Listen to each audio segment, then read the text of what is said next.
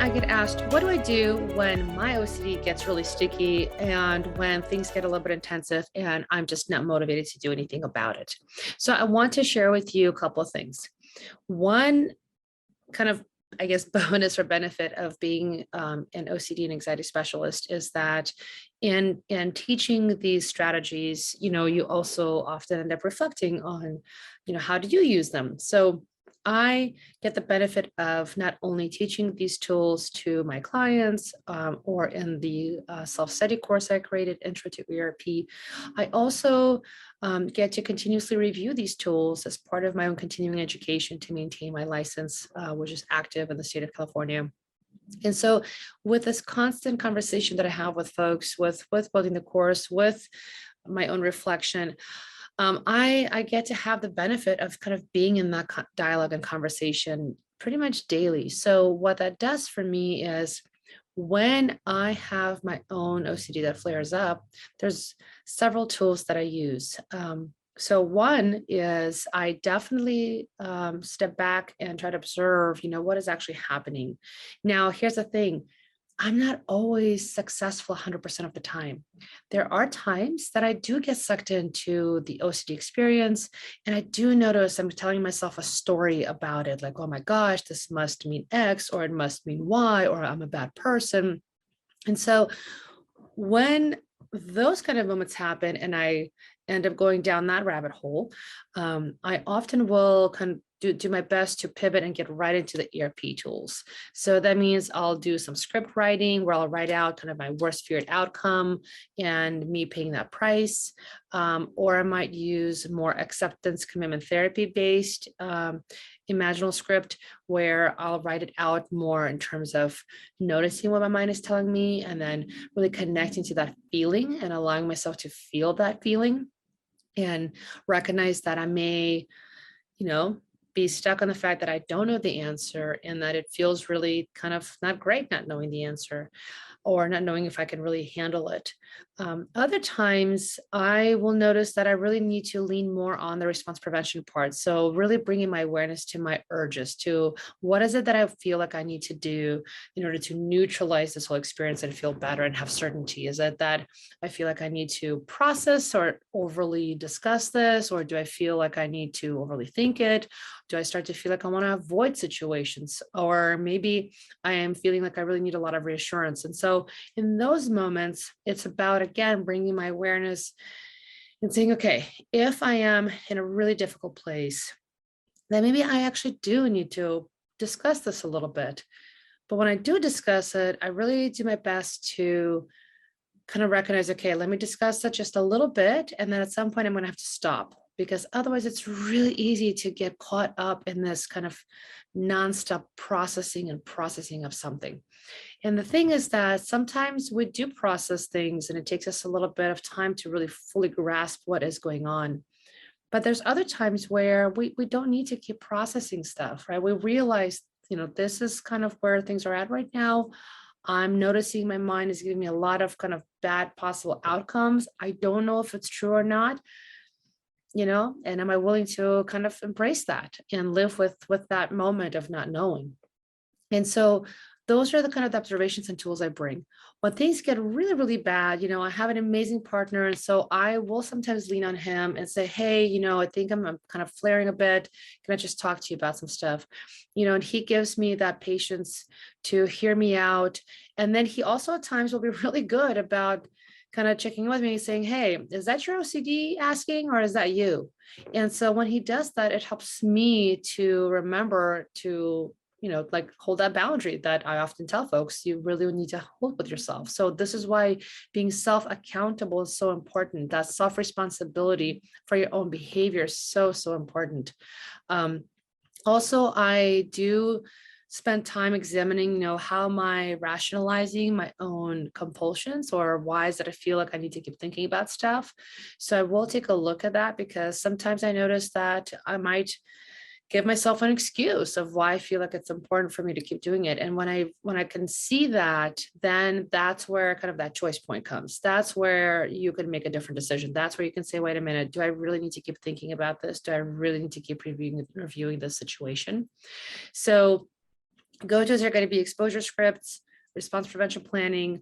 Also, I'm not by any means saying I'm 100% great at this, but incorporating mindfulness practices. So that can be anything from walks to literally doing even 5 minutes of guided meditations, to if, let's say, I didn't meditate for a couple of days, it's not about making myself feel bad about it. It's just picking it up and doing it again, even if it's just 5 minutes, because sometimes I've noticed I'm able to sit and do longer meditations for 20, 30 minutes. And there's other times I don't, I can really only do 5. Regardless what it is, it's just a matter of really building out this as a lifestyle, right? So to do that as a lifestyle means you have to actually practice it and do it over and over again. So it becomes kind of a new habit that you form. The other thing that I do is more holistically look at generally, like, am I getting enough sleep? What, how I'm eating? Because I definitely notice there are some times where, I'm not going to lie, I love cookies. And if I have too many of them, I definitely get a little sugar rush. And I notice that it does affect me.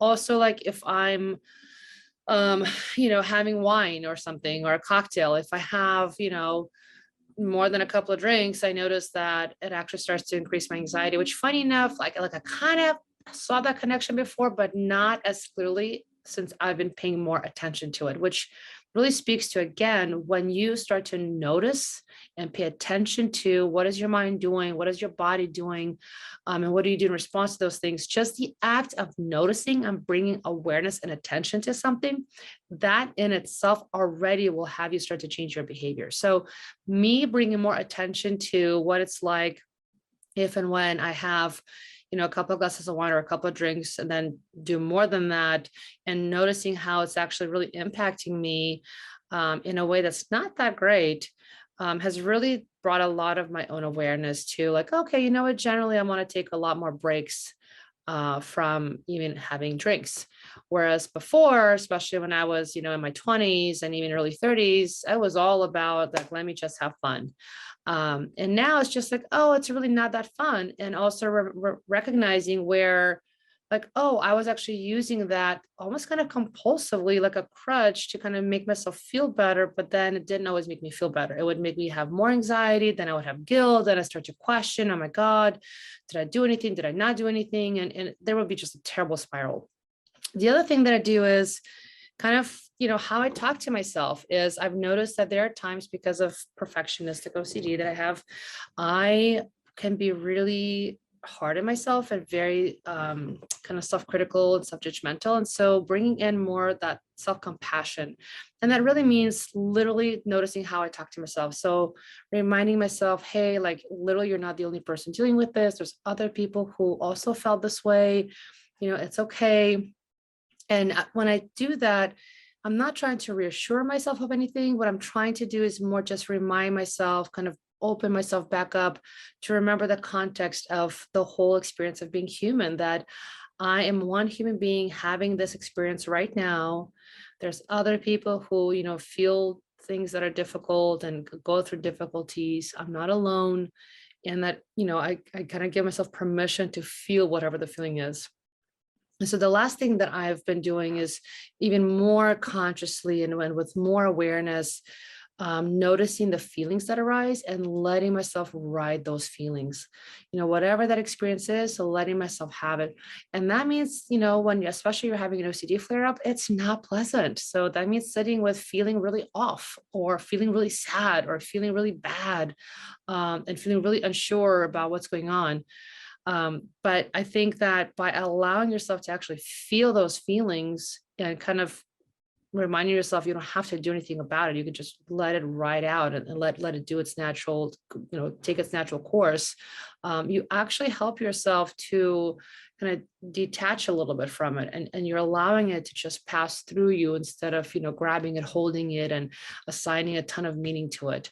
And all this stuff, it doesn't happen overnight. All this stuff comes with practice. So like I said, the advantage that I have is that because I teach this and talk about this on a daily basis, I mean, all my education is in this, I specialize in this, I constantly am reading books around it or going to different trainings. So because it's always kind of front of mind, it that really is a benefit and a plus. So it allows me to really stay ahead of all this stuff.